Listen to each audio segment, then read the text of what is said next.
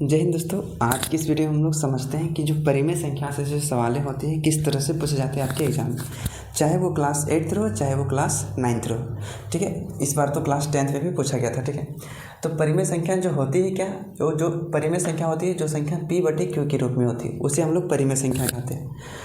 जहाँ q का जो मान कभी जीरो नहीं होना चाहिए, इसका मतलब q is not equal to zero.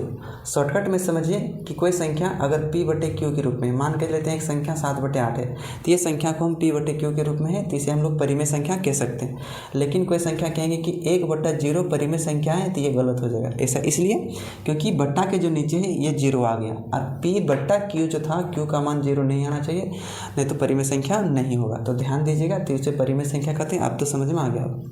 दूसरी बात, रूट वाले जितना भी संख्याएं होती है तो इसको ध्यान दीजिएगा, ये हमेशा अपरिमेय संख्या होता है। शर्त बस एक तो इतना ही है कि इसका पूरी वर्गमूल नहीं निकलना चाहिए। जैसे 289 का वर्गमूल 17 निकल जाता है, आपको बोलेंगे रूट 64 का वर्गमूल 8 निकल जाता है। आपको हम बोलेंगे 121 माने 21, तो इसका वर्गमूल 11 निकल जाता है। अगर जिसका पूरी वर्गमूल निकल जाता है तो वो संख्याएँ परिमेय संख्याएँ होती है, इसको ध्यान दीजिएगा। इस बार एक क्लास 10th के एग्जाम में 11 तारीख वाला मैथ के एग्जाम में ये 1764 का पूछा गया था, इनमें से कौन परिमेय संख्याएँ है। तो 1764 का वर्गमूल 42 निकल जाएगा, क्योंकि आपके ऑप्शन में वहाँ पर पाई दिया था। तो पाई एक अपरिमेय संख्या है, न कि परिमेय संख्या है, तो इसे ध्यान रखिएगा। लेकिन पाई का जो वैल्यू होता है 22/7, तो ये 22/7 ये परिमेय संख्या होता है, इसको भी ध्यान रखिएगा, याद रखिएगा। पाई एक अपरिमेय संख्या है, लेकिन उसका वैल्यू जो होता है 22/7 वो परिमेय संख्या होता है। इसके बाद जो अंडर वाली रूट वाली जो संख्याएं होती है ये हमेशा अपरिमेय संख्या होती है, बस एक शर्त कि उसका वर्गमूल नहीं निकलना चाहिए। तो ये सब संख्याएं √3, √5, 3√5 ये सब अपरिमेय संख्या हो जाएगा। और उसके बाद अगला टाइप का जो क्वेश्चन होता है जैसे 4.001, अब ये भाग देकर पूरी ख़त्म हो चुका है, इसका मतलब ये परिमेय संख्या होगा। फिर 4.25, ये भी भाग देने के बाद ये पूरी कट गया है, तो ये भी परिमेय संख्या होगा।